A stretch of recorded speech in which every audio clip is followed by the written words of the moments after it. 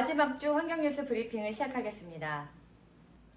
환경부는 물 전분으로 만든 친환경 아이스팩 사용을 추진한다고 밝혔습니다.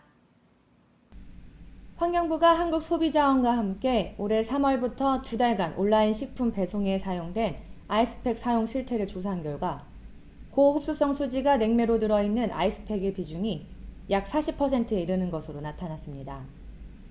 이에 환경부는 아이스팩 사용 현황을 지속적으로 조사하여 소비자들에게 관련 정보를 제공하고 고흡수성 수지 아이스팩을 폐기물 부담금 대사 품목으로 지정해 2023년부터 폐기물 부담금을 부과할 계획입니다.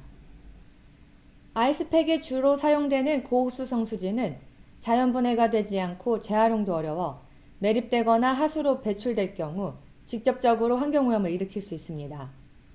최근에는 아이스팩에 고흡수성 수지 대신 물 또는 물과 전분, 소금을 배합한 친환경 냉매를 사용하는 사례가 늘어나고 있습니다. 32개 유통사업자를 대상으로 아이스팩 냉매 종류별 사용량과 친환경 냉매 아이스팩으로의 전환 계획을 전화 면접 방식으로 조사한 결과 응답한 17개의 사업자 중 12개의 사업자는 내부 방침에 따라 친환경 아이스팩만을 사용하거나 올해 내로 전환 완료할 것으로 확인됐습니다. 계절관리제 집중도로 운영 결과 미세먼지 저감 효과가 뛰어나다고 밝혀졌습니다. 환경부는 작년 12월부터 올해 3월까지 제2차 미세먼지 계절관리제 기간 동안 집중관리도로의 운영 효과를 분석한 결과 도로 다시 날린 먼지로 발생하는 미세먼지의 평균 농도가 도로 청소 후 35.7% 줄었다고 밝혔습니다. 환경부와 전국 17개 시도는 자동차 통행량, 도로 미세먼지 노출, 인구 등을 고려하여 총 387개 구간 1946km를 집중관리 도로로 지정하고 제2차 미세먼지 계절관리제 기간 동안 도로 청소를 하루 1회에서 2회 이상으로 강화했습니다. 도로 청소에 투입되는 차량 유형에 따라 평균 저감률을 구분하며 진공 노면차 투입은 27.8%, 분진 흡입차는 36.7%, 진공 노면차와 고압 살수차 복합 투입은 49%로 나타났습니다. 환경부는 이번 조사 결과를 지자체와 공유하고 도로 미세먼지 저감 효과가 뛰어난 방식을 적극적으로 활용하도록 유도할 계획입니다. 김승희 환경부 대기환경정책관은 도로 주변에 다시 날린 먼지를 줄이는 것이 미세먼지 저감의 체감 효과가 크기 때문에 진공 노면차 등 도로 청소 차량을 지속적으로 보급하고 집중관리 도로를 확대하겠다고 말했습니다. 서울시가 미세먼지 계절관리제 기간 중 미세먼지 무단 배출 145건을 적발했습니다. 서울시가 제2차 미세먼지 계절관리제 기간인 지난 4개월간 대기오염물질 무단 배출 사례 등 집중 단속한 결과 총 145건을 적발하고 이 중 일부를 고발하는 등 강력한 조치를 취했다고 밝혔습니다.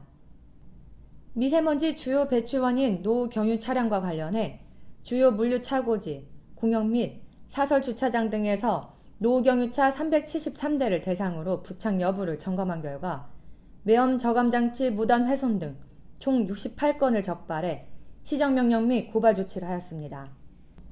또한 건설공사장과 자동차 검사소, 무허가 배출시설 등 생활권 미세먼지 배출원 226개소에 대한 단속을 실시한 결과 대기오염물질 무단 배출, 방지시설 미설치 등 77개소를 적발하였고 이 중 30개소는 수사 완료 후 검찰 송치하고 47개소는 추가 수사 후 검찰 송치할 예정입니다.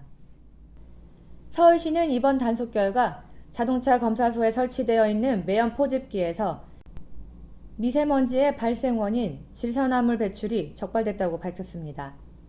이에 따라 자동차 검사소 관리기관인 한국교통안전공단과 환경부가 협의하여 전국 자동차 검사소의 기존 매연 포집기를 미세먼지 흡착 처리 시설로 교체하도록 할 계획입니다. 한강 홍수 통제소의 수열에너지 시설 도입 준공식을 지난 30일에 개최했습니다. 환경부는 친환경 에너지 도입 활성화를 위한 사업 중 하나로 2020년부터 추진한 한강 홍수 통제소의 수열에너지 시설 도입 준공식을 지난 30일에 개최했습니다. 세 곳의 수열에너지 시범사업은 이번 한강 홍수 통제소, 한강물 환경연구소, 인천 종합환경연구단지이며 지난해 6월 국무회의에서 수립한 친환경 수열에너지 활성화 후속 조치에 따라 추진되는 것입니다. 이번 한강홍수통제소 준공을 시작으로 올해 6월에는 한강물 환경연구소, 내년에는 인천종합환경연구단지가 순차적으로 준공될 예정입니다. 한편 환경부는 수열에너지 도입 활성화를 위해 소양강댐 용수를 활용한 강원 수열에너지 융복합 클리스터 조성도 추진하고 있습니다. 강원 수열에너지 융복합 클리스터는 환경부, 강원도, 한국수정공사가 2027년까지 3,027억 원을 투자하여 수열에너지 16,500 냉동톤을 도입하는 것으로 이는 현재 국내 최대 규모인 롯데월드타워 3,000 냉동톤의 5배가 넘는 규모입니다.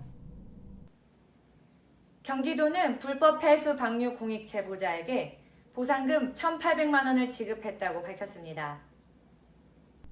경기도 공익제보지원위원회는 기업의 폐수 무단 방류 행위 적발 및 공익 증진에 기여한 공익 제보자에게 부과금의 30%인 1,800만 원의 보상금 지급을 결정했습니다. 공익 제보 보상금은 내부 공익 신고자의 제보로 인해 과태료, 과징금 등의 부과를 통해 경기도 재정 수입의 회복 또는 증대를 가져온 경우 상한액 없이 재정 수입의 30%를 지급하는 것입니다. 이는 지난해 처음으로 4,235만 원의 보상금을 지급한 이후 두 번째 사례입니다. 이와 함께 위원회는 미신고 대기배출시설을 운영해 사용 중지 처분이 내려진 사건에 기존 지급 기준액인 50만 원 대비 2배 상향된 100만 원의 포상금 지급을 결정하는 등 일상에서 마주치는 환경오염 행위를 신고한 공익 제보자 6명에게 총 520만 원의 포상금을 지급하기로 결정했습니다. 또한 공익 제보를 통해 에탄올 등 위험물 지정 수량 이상 저장하고 허가 없이 손소독제를 만든 업체를 적발해 화재 사고를 예방한 제보자에게 포상금 180만 원을, 불법 하도급 업체를 제보한 이에게도 과징금의 30%인 495만 원의 포상금을 지급하기로 결정했습니다. 한국농수산식품유통공사는 안전한 먹거리를 책임지는 ESG 경영을 선포하였습니다. 한국농수산식품유통공사는 지난 28일 유튜브 공식 채널을 통해 지속가능한 농업 실현을 위한 AT, ESG 경영 선포식을 개최했습니다. 이번 선포식은 지구를 살리는 지속가능한 농업 지원, 농업인가 만드는 국민 행복 먹거리, 국민에게 신뢰받는 투명한 한국농수산식품유통공사를 목표로 ESG 경영을 선포하고 이를 대내외에 공유하기 위해 마련된 자리였습니다. 실천과제가 담긴 ESG 경영 선언물 낭독 및 실천 다짐 서약서를 제출한 169개의 농수산 식품업체를 소개했고, 안전한 먹거리로 농업인의 행복과 국민 건강을 책임지는 AT ESG 경영 2025년 전략 방향과 주요 부문별 추진 계획을 발표했습니다. 김춘진 한국농수산식품유통공사 사장은 AT는 2025년까지 ESG 경영 실천 과제를 통한 먹거리 복지 확대로 상생과 동반 성장을 앞장서며 국민 먹거리를 안전하게 안정적으로 공급하여 식량 안보에 대응함으로써 공공기관의 역할과 책임을 다하겠다고 밝혔습니다. 4월 마지막 주 환경뉴스 브리핑을 마치겠습니다. 다가오는 5월 행복한 일만 가득하시길 바랍니다. 감사합니다.